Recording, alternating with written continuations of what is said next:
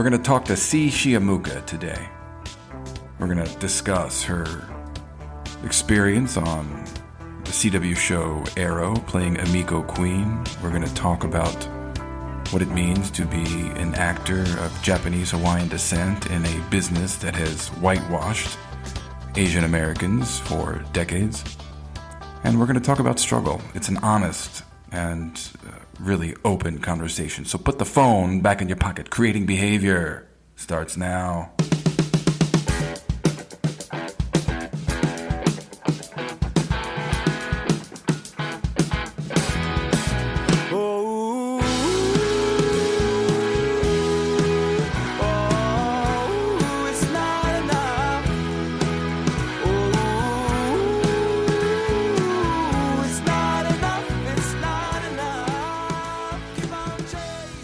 And hello, my fellow daydreamers from Weehawken, New Jersey. Trish and I made the move. We did it. We're unpacked. I'm actually sitting here at my desk in my office, watching the boats and the barges go down the Hudson River and gazing at the Manhattan skyline. It's fucking beautiful. And I know Trish does not agree with me here, but I am really glad that I am not in the city right now. And, you know, she wants to go back. She can't wait to go back. She's hung up on the zip code. She's hung up on the Manhattan address. And I get it, I get it. I was in New York for 28 years. But there's something really calming and really peaceful about the water. And I'm able to sit out on our balcony, if you can fucking believe that. We have a balcony. And watch the boats go by.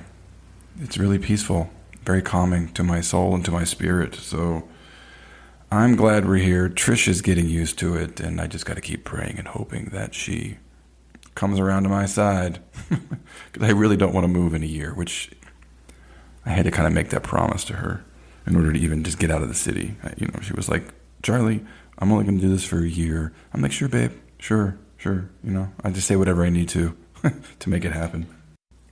I find that a very effective way of communicating with a spouse. Anyway, before I share with you my interview with C, I wanted to talk about a major anniversary last week. And that was the 30-year anniversary of the signing of a major piece of legislation, the Americans with Disabilities Act. And it certainly changed life in a very, very significant way for our fellow citizens with disabilities. But there was a great article in the New York Times. It was published on July 19th. I think you all need to read it. It's titled, After Oscars So White, Disability Waits for Its Moment. And, it talks about, actors that, have disabilities are rarely used in the theater, on film and television. And when they are used, and I use that word in a derogatory way, it's as a token gesture because they want to throw in a disabled person because the show's about a disability or the episode is about a particular disability. But very rarely is somebody cast just because they're a good fucking actor. And there were a lot of essays from really, really talented people. Ali Stroker talks very eloquently in this piece. She won a Tony a couple of years ago for playing Ado Annie in Oklahoma. And she talked about the fact that she has learned to develop ninja patience.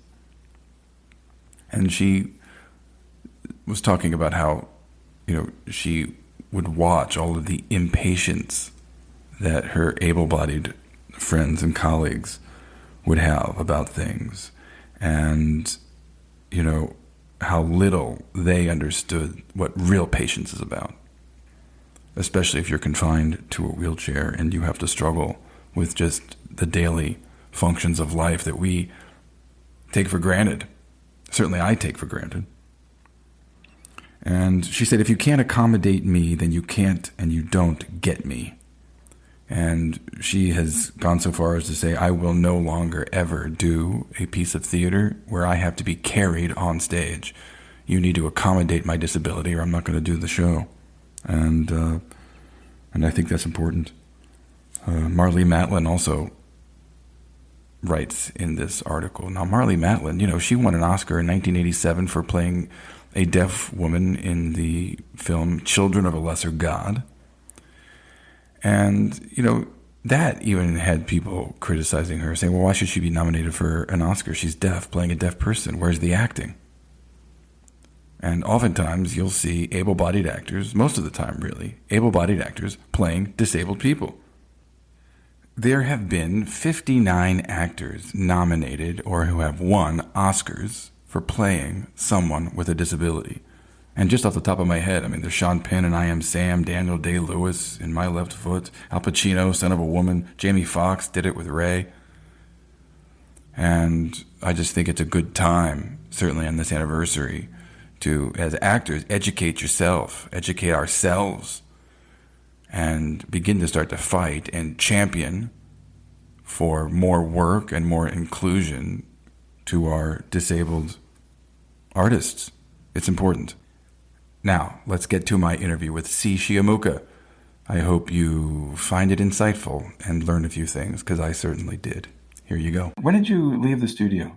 I left the studio in 2018. 2018, yeah. You did the first year of the work with me, and then you had a break. I did. I left. What'd you leave to go do?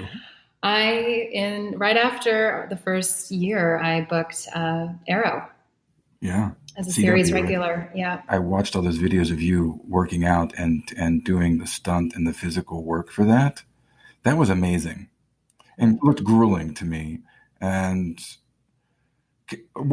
so you auditioned for that while you were in school. What was that like? What was the process for that? How'd that go? That was a crazy thing, because I was in your class, which was like 6 hours a week plus rehearsals and plus like a movement class, I think. And then I was working as a waitress at ABCV. And then what else? And then auditioning. So I felt like I had no time, and I just got this audition in, and I had auditioned for that casting director before, actually for a different role on the show, like the year before. And I remember my agent emailing me being like, this is perfect for you. And she was a half Japanese, half Caucasian, kind of tough, like early. She ended up being 30 on the show, but I was 24 at the time. And I remember getting it, and I was like, okay, so I prepped it like crazy. I made my roommate, who honestly hated me at the time, run it about 1 million times. Like pretty much what you said not to do, like to like say it out loud. That's great. Oh, you worked on your lines out loud. Oh my God. I did, because I was so nervous. Because I was like, you're right. This role is for me. I've got it. And the second scene was this. The first scene was kind of the tough girl. They really wanted like a sassy, tough, she's confronting the Green Arrow and she's telling him to like fuck off. And the second scene was this really kind of emotional scene with one of the other characters describing how she's kind of responsible for her dad's death. And for some reason, I was like, I've got that scene. And the first scene scared me more, because I was like, I don't know how to be tough. Like, I don't I always like push too much. And so anyway, I go into the audition room, and no one else was there. Like no one else was in the waiting room. It was just me and Finley Davidson, who is now the head of the CW in New York. And I go in, and she just made the environment so like I haven't ever experienced it with another casting director. She just made it so like warm. She's just like, take your time, here are the lights. I'm going to read with you. Let's do it a couple times. And I'm just like, okay, like great. So I just felt you don't so. Get that very often, do you? No, you don't. Especially having moved to LA now, it's different. I think a little bit. The casting directors in New York work with you a bit more, where in LA it's kind of more cut and dry, in my experience. Anyway, so I go in, I do the first scene. She gives me a couple notes, and then I do the second scene, and I, for some reason, just like really sunk into it. And I was like there, and I felt great. And then I didn't hear anything. For how long? For like 3 weeks. Oh yeah. I don't have it. I didn't get it. Yeah. I didn't think so. And then my manager calls me, and she's like, so they forgot about you. They they they went a bunch of different directions. Like your tape was sent to LA, but like they were like, they're changing the ethnicity. They were just really redoing the character, and they forgot about you. But then they ended up going back to the half Japanese, half, Caucasian for this character. And so then my tape was rewatched, and then they were like, okay, we have a bunch more notes for you. So I go back in, and they were like, we only want you to do the first scene. So I was like, thank God, I don't have to cry again. Woo. And so then I do that first scene again. And then she tells me, she's like, I need you to come back in again, but I need you to get your makeup done. I need you to do your hair this way. I need you to buy some different clothes. And so that would have been a third callback. Yeah, that would have been my third callback now. Yeah. And so now you know it's serious when you get that note. Yeah. And I was like, oh my God. So I had all these notes from the showrunner for the first scene. They were like, we need to believe she could kill someone in cold blood. She needs to be this. But it was interesting because the lines were a little bit sassy, whereas they wanted someone who's just very, very strong and not sassy. So I was like, okay, don't play into that. So yeah, I ended up coaching with my guy that I knew from NYU, who's a dream, Ted Sabursky. And we just kind of went over it, and he was like on vacation in Nantucket. And anyway, we just talked over the phone. I have someone come over to do my makeup. I booked it from like this app, and they come and do this cake full of makeup. And I was like, oh my God, I look like a hooker. Yeah. I mean, I didn't wear that much makeup really in school. And anyway, and so then I had a push-up bra, and I go in, and I'm so fucking nervous. And I had the two heads of casting. It was Meg Simon and Finley Davidson sitting there, and they were just like, you got this. They were just like, you got it. And I just was like, I do. You're right. I do. And then they worked with me, and for like an hour on one scene. And then I ended up getting it. And right away I had to fly to Vancouver. I was in a play at the time. I had to not do the last show. It was really stressful because I had to move everything in like a week. Right. I remember that. You were doing a show with a lot of studio alum, weren't you? Yeah. I was doing the Year of the Solar Eclipse. That's right. Yeah. So you fly out to Vancouver, and you start training. You start doing stunt work. Were you scared? I have, there are so many things I kind of regret about that job, but I mean, it was a huge learning experience for me. I didn't have like a support network that I had in place. I was alone in Vancouver, and I ended up having this like cystic acne flare up, and I never had acne in my life before. And I just was beat down emotionally, like just my self-esteem was gone. And I just started this new show. I didn't know the cast really well. And it was hard. The only thing that was really fun for me was the training. They gave me a nutritionist. They gave me, I was in archery lessons. I had this incredible stunt team. I had a personal trainer. It was that for me was like, I felt really comfortable in because I've been sporty my whole life. But the acting was difficult. And if you watch the show, like you'll see this progression from the first episode through the finale of like, you're basically watching me in acting class and like struggling through it. And then towards the end, I can actually watch it. But what do you regret about it? I wish I had more self-confidence, and I wish I actually used the training I paid so much money and put so much work into. I wasn't preparing right. I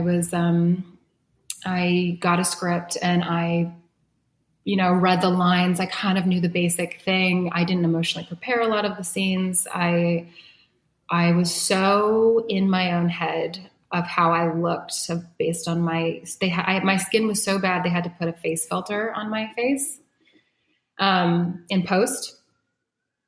Yeah. And so that really broke me down, and I didn't reach out for help or anyone. And I just, I came on this podcast to be an open book, and just to say, it was my first job. I learned a lot, and it's a learning experience, and I will forever know now that the training really matters, and you need to that's something to fall back on. Like when I feel uncomfortable on set or I didn't feel connected to my cast at all, I think, having prepared something and really done the work the way I was taught would have been a safety net for me. Whereas Do you think you just went back to kind of the old habits that you had before you started training, just because they were familiar and they were just comfortable, and it was like, I'm in crisis, my body's in crisis, and I just need to get fucking through this? Yeah, pretty much. I didn't really want to be there. And it was unfortunately, it was the biggest opportunity, and I'm so grateful. But it was really my self-esteem that really broke me down. And I relied on stuff that I learned at NYU that wasn't that helpful. I graduated from NYU with a theater degree, and to be honest, I don't think that training was. I was in the Strasberg studio, and it didn't resonate with me. It didn't work for me. And so I went to your studio to learn a different technique, which I have used it now. Like I've used it after the show, and I've used it in auditions that I've had, and I've gotten really close to parts. And because it's a different way of working, and it felt, more truthful and honest for me. So so that's what it does for you. It grounds you in a truthful way, in an organic way. Always remember to listen. That's I wasn't listening on the show. I wasn't. I was so in my own head of like how, it just was unfortunate. You start waiting for your cues, and you're worried about how you sound and how you look. And I mean, midway through, I had this actor that came on the show who was really helpful for me. He was a veteran, Adrian Paul, British actor. He was on, I think, Outlander or Highlander.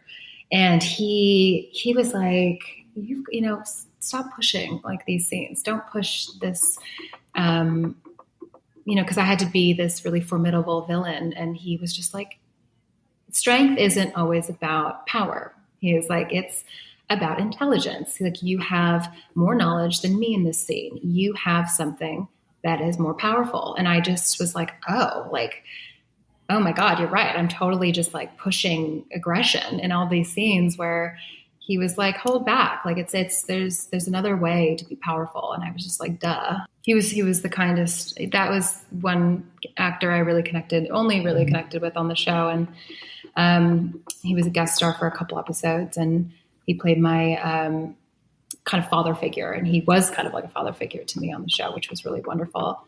And, but everyone was great. It's just when you're on a show for so long, I think you just kind of have you're set in your own ways. And, this new person on the show, you don't really think you know what I mean? What was that like to come into a world that's been, they were on for what, 6, 7 seasons before you? There's, it's like high school. There's cliques and there's, dynamics that you don't even know anything about, that you just get thrust into. People like certain people, don't like certain people. There's, like, what was it like to enter onto a set and not know anybody? Yeah, I think every set is different. No one would. I've worked a couple times after it, and it's interesting how different casts kind of adapt to you, to a guest star. Like I was on MacGyver, and they were just like, "You want to get a drink after?" And I'm like, "Yeah." Like, it's just a different kind of. People lived there, like they were relocated, they had families, they had kids, and they're not interested on kind of like bringing someone new into the folds, because they have their life, they have their stuff. So it wouldn't have been a problem, I think, for me if I was in New York or LA, because I had other people. But since I knew no one, it was really difficult for me to literally go to work and come home and then have like 4 days off with no one and seeing no one. It just kind of, it was hard. What I like about what you're doing with your career, and you're young, you're starting out, is that you collaborate with your friends, you create your own work. Mm-hmm. I know you worked with Rebecca Knox on Cavity, and you've written your own short called Berlin, which I think is in pre-production. I read your lookbook and the script last night. It seems like a very personal, very autobiographical, very vulnerable thing to create and start to try to put together. Can you just talk about this movie and what it's like to put pen to paper and try to make something happen? Because you have to as an actor. Yeah,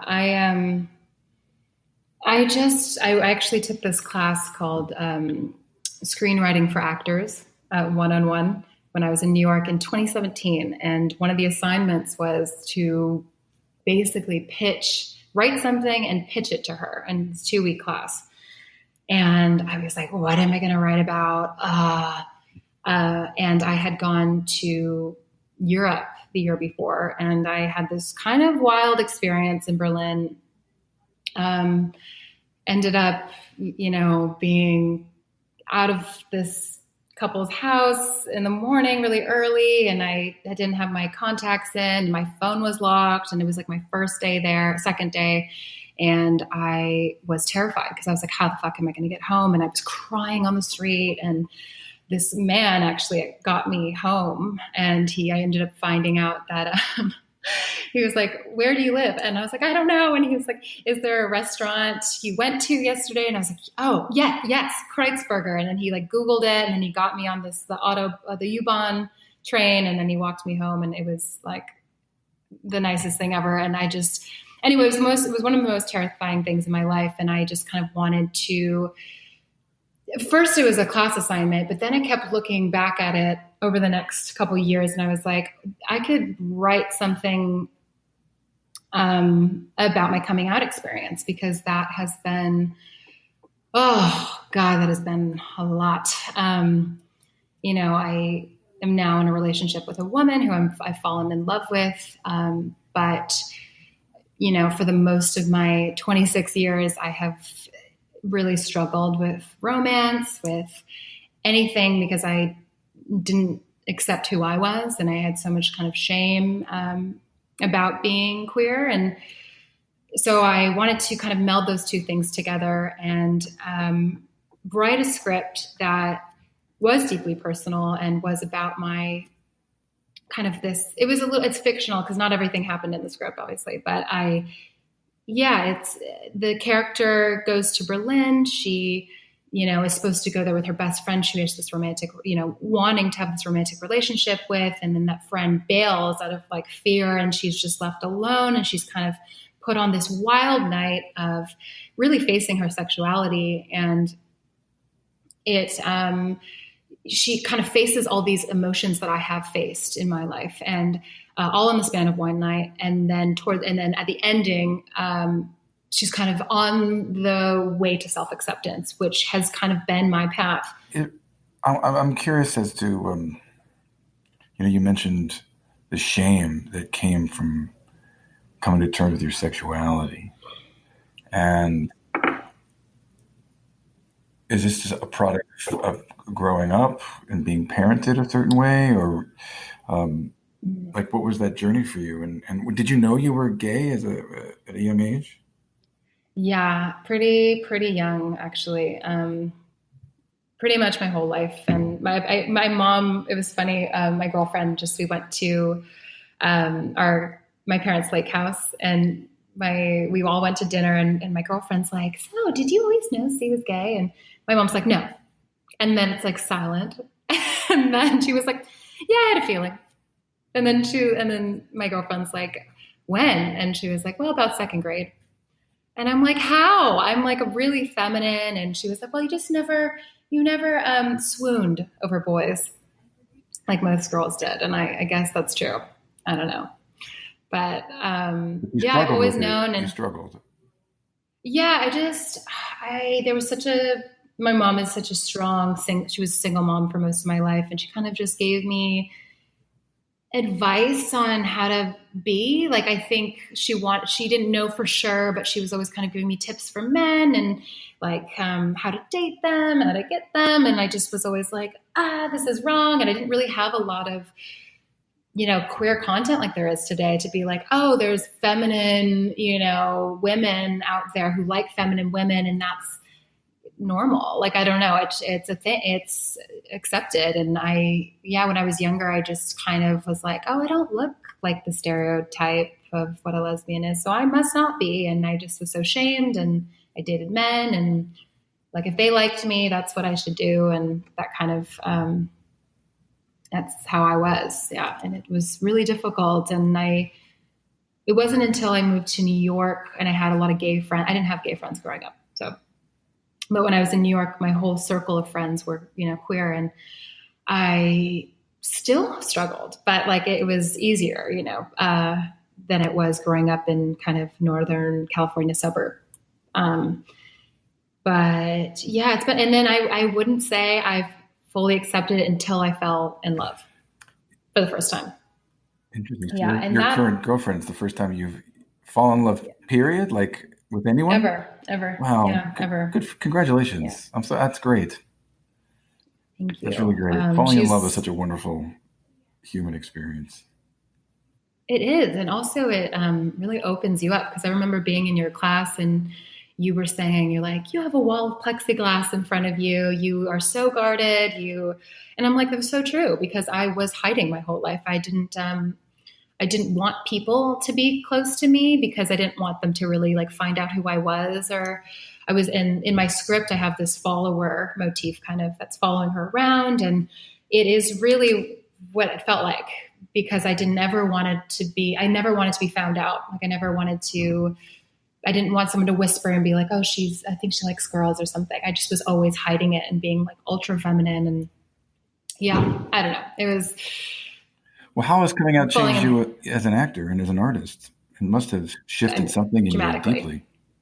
Dramatically. My team had said something. They knew in the beginning, right when they signed me, they were like, you're really good with comedy, and which I don't believe them, but they were like, yeah. And then when there was some really heavy hitting romantic scenes or emotional, there was kind of a wall up, and they were like, there's something you're not dealing with. There's something that's blocking you from really connecting with someone else. And I was like, oh, what do you mean?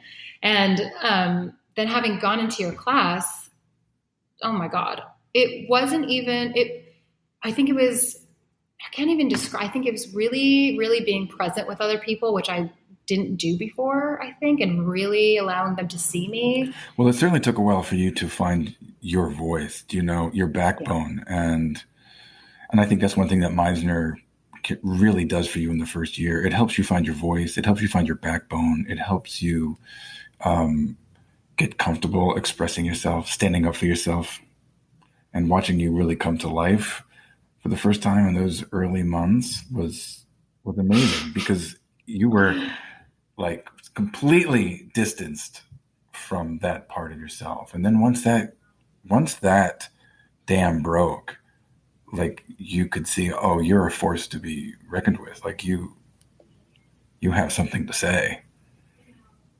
Yeah, I remember the time that I covered myself in raw meat. Oh, yeah. The good old raw meat. Meisner and raw meat, I tell you, they go hand in hand. God, anybody who's studied knows what we're talking about. Yeah, the raw meat moment. Was I naked? I feel like I was in an underwear and like a bra or something, but remember being covered in the raw meat and fake blood. And as being a vegetarian for over 13 years, I was I was kind of gagging while I was doing it, that exercise, and just sobbing. But after that, I was like, you know what? There is nothing more embarrassing or crazy that I can do, because I just did that in front of a bunch of people. And I think that opened me up. And I was like, you know what, fuck it, let's go. Yeah, it's important as an actor to know that you are capable of deep, rich behavior. And, certainly when you come to study in a serious class, you don't really know what you're capable of. You don't know what exists inside of you. And so what did that 9 months do for you in terms of putting you in touch with your potential and your humanity, your vulnerability? Yeah, it really opened up the floodgate for me, because it's so funny that I wanted to be an actor, because I was repressing so much emotion. And, being an actor is all about connecting, being vulnerable, sharing, part of yourself with the world. And, being in your class, it did that for me. It really broke that wall down in front of me. And I was able to, just deeply connect with someone else and really listen to them, which I think, any other acting school doesn't teach you really how to listen. And I think being in your class and really responding, like this before you have to On think, your before you think. impulses. Yeah, that really changes you, and really, I don't know, you have to be available, you have to be open, otherwise it doesn't work. And I miss it. I really wish I did, the second year. Unfortunately, I didn't get to do that, but I recommend to anyone, don't pay a bunch of money to NYU, go to his studio, Yeah, because listen, you will learn. Most BA programs, most BFA programs, it's a hodgepodge of things. So it's like a this broad theater appreciation. So you learn a little bit about a lot, Yeah, and you end up still not really knowing how to work. totally. I didn't know how to work, and there is the way to work that really gets you to the right spot, and you have to do it every time. And that's something I'm, still learning. It's, sometimes you put out this killer tape and you're like, I'm going to get it. And you hear nothing. And so it just kind of really sets you back, and you're like, you don't want to try every time. You're just like, you are putting your vulnerable self out there and you're not getting anything. So I had to really shift my mind, in the past couple of months, be like, it's an artistry. You're getting better every time. You should be proud putting your work out there and just walking away. That's right. It doesn't matter. You have to approach everything like an artist, and not, like a beggar with your hand out. Please like me. Please, book me. Please call me back. And so actors, they put their self-worth, they put their inner, self-worth into whether or not they get called back or book a job. And, half the time, Totally. 99% of the time, it's got nothing to do with you. Yeah, it's funny because I was in part of the casting process for my film. We had a casting director from New York who cast our film, and she went through about 1,000 tapes, and then she sent us, her favorites, and we got to choose. And I watched so many girls do this one, one of the lead parts, and it was funny because a lot, there were some really good tapes, some really good actresses, and they had no idea that we loved them, but we went a different direction. And the reason we went a different direction was because of the story. Yet some of these girls were fantastic. And all they know is they didn't right. get a call back. And so they think, oh, I did something bad.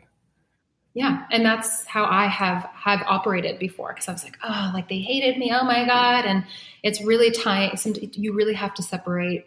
It's something I'm still working on, but this is like an advice for all the actors that are listening. You have to separate your self-esteem from getting recognition or callbacks or booking a job, because otherwise you're not going to make it. You're going to break down. You're going to be depressed. Well, how do you do that for yourself? How do you keep yourself healthy mentally?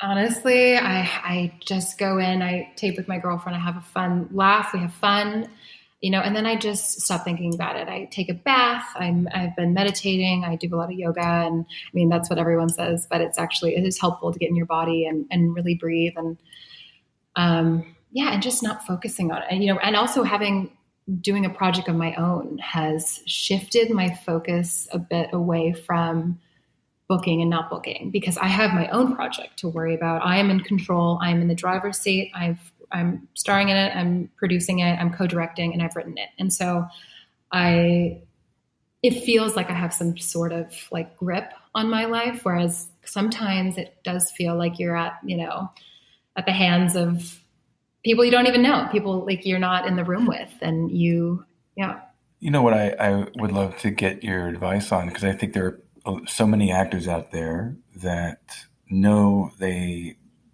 got a script, or they've got an idea, they've got a community of people that they don't even necessarily realize that they have, right? Whether that's a DP or an editor or someone that's going to direct, this community of people. How did you put this film together? Because like that lookbook is really professionally done. It really was impressive to me. I did it. Thank you. And I'm curious how you learned all that, and what's the advice you have to actors that might just feel lost right now and not knowing how to create something. It's funny because I have gotten so much help from people that I know that I've either worked with before. Rebecca was my roommate, and she had written her own script, and her director for that film we had worked with before. And I remember just going out to dinner with him, and I just brought up the idea, and I was like, oh, like we should do something together. I have like a lot of stories, and I was working on this thing, and can I just send it to you? And by the way, I have just reread that draft. Not great. And that was a year ago, but having we over a year now has had this, like, because he's in New York and I'm in LA, email correspondence, notes, phone calls. It's gone through 50 drafts so far, and just getting friends to read it and to give me their opinion. And I was like, okay, you're right. Oh, I didn't realize I was, explaining everything out for, feeding it to the reader where they can just make their own educated assumptions of the story. And everyone that I've worked with on this is people in my life I've worked with before. And just asking for a simple read, I'm like, it's going to be 20 minutes. They'll do it. They want to, because you're going to help them on their script. And my advice is write something. It's not going to be good. It won't be. It's going to be shit. And then send it to someone, get a little notes, rewrite it, send it to someone else, rewrite it again. Because every single time you rewrite it is going to change, and is going to, your character is going to be more fleshed out. The story is going to be better. You're going to have all these like different actual screenwriting techniques into it. I've learned a lot from the internet, honestly. I've learned like self-educated. Yeah, I've educated myself, and I did take that screenwriting class, which, to be fair, was helpful for me, because I didn't realize that someone who works at a production company has like this checklist that they go through every time they read a script, and then they point it. You know what I mean? And I have now entered my film in 5 different writing competitions, and I'm a finalist in one of them. And I've paid every single time for feedback, and so I'm editing while I go. And I was like, oh, I never even thought about this. And it's just, the whole writing thing is, it's going to get to a place eventually. You just have to like enjoy the ride of it all, because I like to write. I like to put down a story that I haven't seen, like I haven't really seen, or really I don't get to audition for that much. Like I really love like that gritty, kind of like sexual, scary, like I don't like very Gaspar Noé kind of film. And I just wanted to write it for myself and from a queer like eye. Right.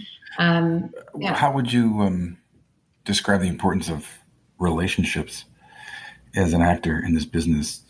Certainly given what you've accomplished so far, how important are relationships? Yeah, they are really important, because my whole kind of projection of my, artistic, or, not even artistic, just career. It was so funny. I auditioned in this one-on-one class for the head of ABC. And it was because I was told to do that by this teacher I had. And I ended up getting in for the ABC Diversity Showcase. So I ended up getting my manager. And then it's just, everyone kind of wants to help you along the way. And it can really domino for you. I think relationships are super important. And, the director of my film is someone I've known for 3 years, and he's just willing to put his blood, sweat, and tears into this project. Hopefully because he believes in it, but also because we're like buddies, and like, it's really easy to work with. And, relationships are everything, and maintain them, and be just a good human, because otherwise no one's going to want to work with you. And yeah. Well, you were just talking about how you've learned so much. I'm wondering what you've learned about what it means to be a professional. Like, what's that mean to you now as opposed to 2 years ago? Yeah. You really only have one job on set. It's really to come to set, be prepared, have your lines down, but also be able to connect and really share that story. And after having worked on that show, it's, to be honest though, I have to say there's no amount of training that's going to put you like on set. You can't learn that. No, you learn it's baptism by fire. You got to get on the set, and you have to, because I totally didn't like continuity.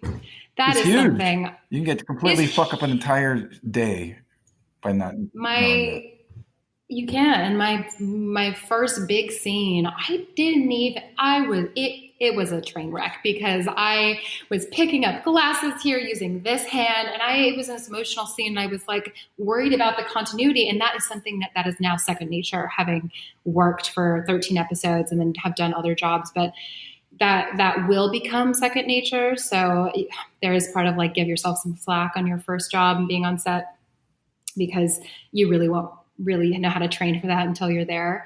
But yeah, being a professional is just, being on time, being a good human on set, I just think all actors, like, you should be grateful to be there. And like, you have to treat the crew well too. You can't be an asshole.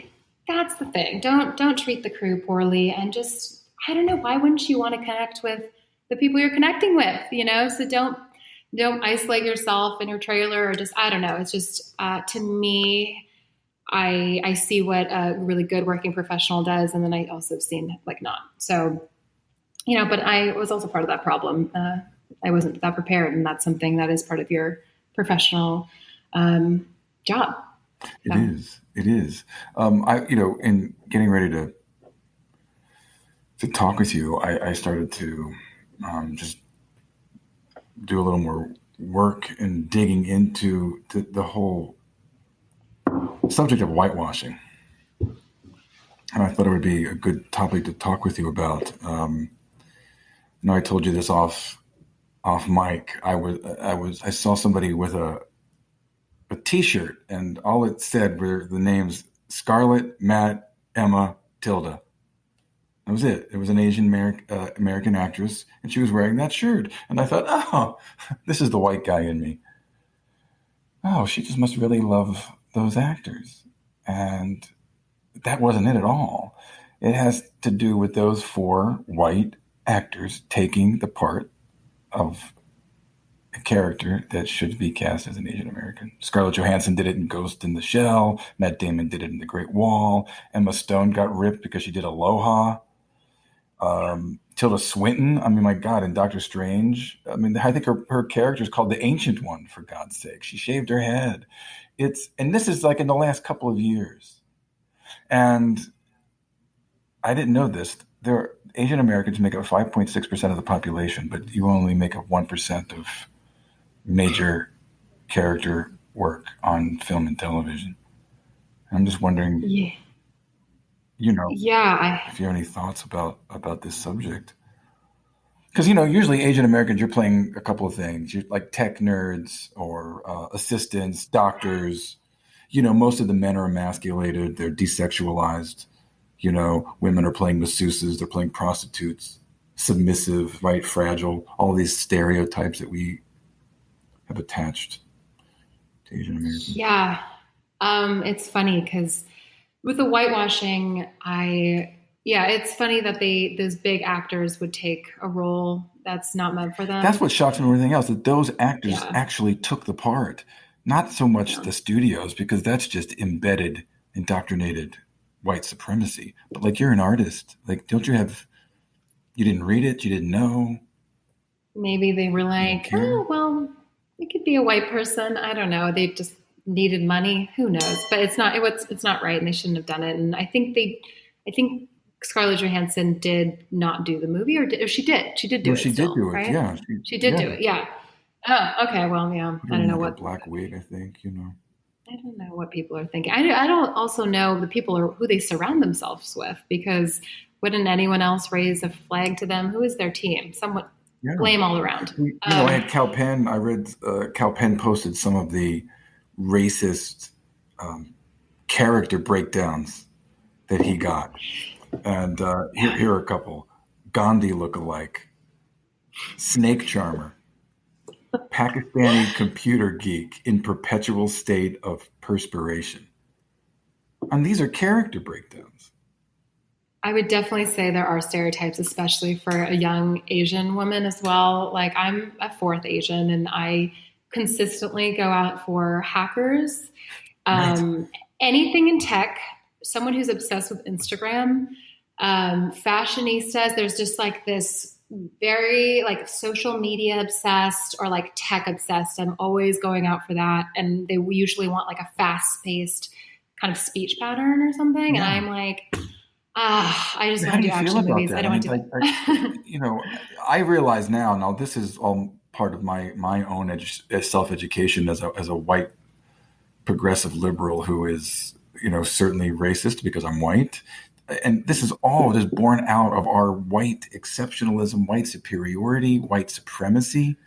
And I'm just wondering, like, does it frustrate you? Do you feel like, God, fuck, am I ever going to Yeah. bring I the really mean, good shit, I have to say though that I am, it does, they are opening up things. There are a bunch of stereotypes, and it is for every minority race. And I do have to compliment some offices, though. They will see you for the lead role that was written Caucasian, and maybe you won't get it, but they will see you for it, which has been nice. I know that CW does do that. They really open up their doors to that. But I also have to say it starts with a lot of the writing, the writers' rooms, because it's white people, most people. writing rooms are white. Yeah, they're writing from an experience that they don't have, and therefore they're tacking a stereotype onto it because that's all they know. That's the reality they have. So if you could change the writers' rooms, if you could have an Asian, a Latino, an African American writer in those rooms and be like, you know what, like they don't have to be this stereotype. Why don't we just make them a human? Like, I don't know. Interesting you say that. There's you might enjoy this article. You might have read it. It came out a couple of years ago. It was in the New York Times, and it was by one of their arts writers, Thessaly LaForce. And the title of the article is "Why Do Asians Remain Largely Unseen in Film and Television?" And I'm just going to read this quote because I think I want everybody to hear it, and I want to see what you think of this. And this is from her article.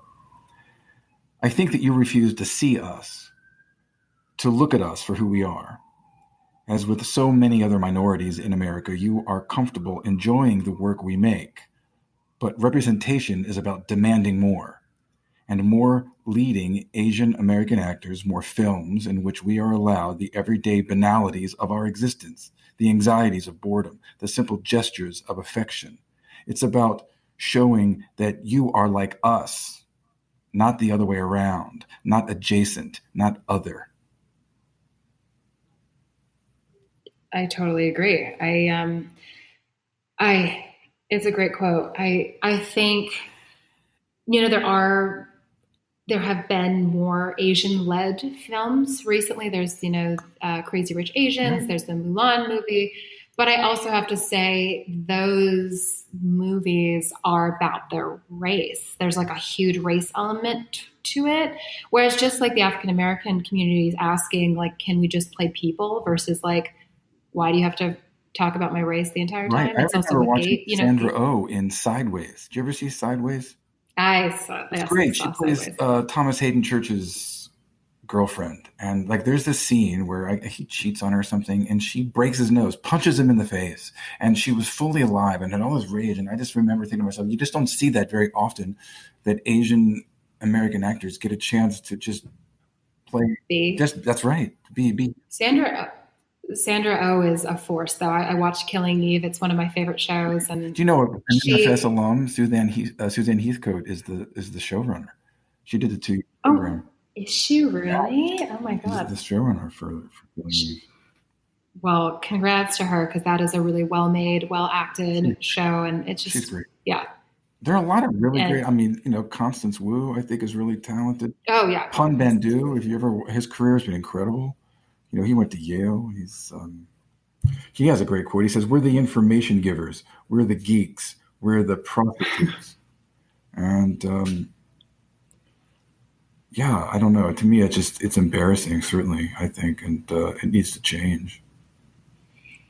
It does need to change, and I totally agree. I definitely believe it needs to start with the script. I think it needs to start with the writers who needs to write different stories and give those writers an opportunity. And that's why I want to write. I have other ideas in the works, and I'm going to write from my experience, but also open up the casting to anyone else. It doesn't have to be a part Asian woman. It can be a beautiful Indian actress or whatever. It can just go from, it doesn't have to be based on race. Well, I figure we could wrap this up here, but before we do, I want to quiz you. No. Yeah. We'll help you. This will be like a little mini coaching. What's the definition of acting?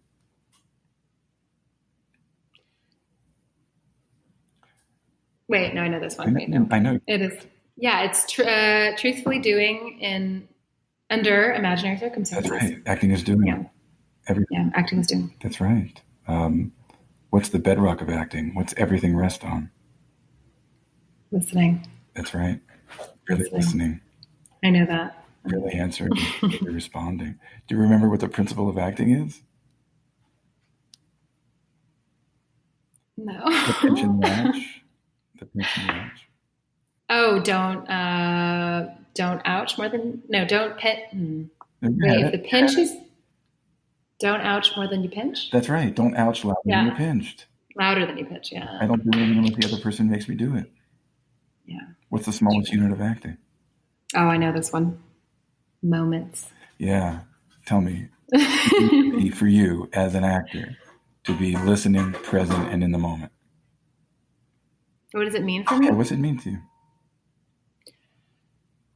Really, like being like alive. I don't know. You're really in the scene. You're really doing something than just reading lines off the paper. I don't know. I was just talking to my girlfriend about this because I have to audition to, the first scene is a sex scene. I just got a new audition and I'm like, great, how am I going to do this? But it was funny because we were talking in the car and she's like, I'm going to be really jealous. Like, I just don't want to see you, straddling some guy, some girl, wherever. Like that's going to make me crazy. And especially in my film, there's 2 sex scenes. And she's like, I'm going to hate this. And I was like, you know what? I have to say, I've experienced it in your class. I worked with Pedro twice and there was this connection. There was like a connection. I really saw him and he really saw me and I really don't know how to describe it, but it wasn't sexual. It wasn't like this. I didn't want to run off, with him. And I think when you're really listening, when you're really in the moment, you really have that ability to, like energy is passed between each other. Like, and that's what I think happens when really good acting takes place. And if you don't have that, I think it's watching shit. My fellow daydreamers, I don't think I could say it any better than that, so let's just leave it there. Thank you for sticking around, keeping that phone in your pocket. C, thank you for coming on and talking with me. I really appreciate it. You were really honest, and it meant a lot. You can follow C on Instagram at Shimooka. You can follow this show at Creating Behavior. You can follow my conservatory program at Maggie Flanagan Studio. Go to my website, creatingbehaviorpodcast.com. Leave me a message. I use SpeakPipe, so say something provocative. Give me one of your opinions, one of your many opinions. Show me that you're taking all this in. You can subscribe and follow this show wherever you get your podcasts. Share it with your friends, please. Lawrence Trailer, thank you for the music. My friends, you know the drill. Be disruptive. Don't settle for being misinformed. Stay resilient. And don't ever settle for your second best. My name is Charlie Sandlan, and this is Creating Behavior. Peace.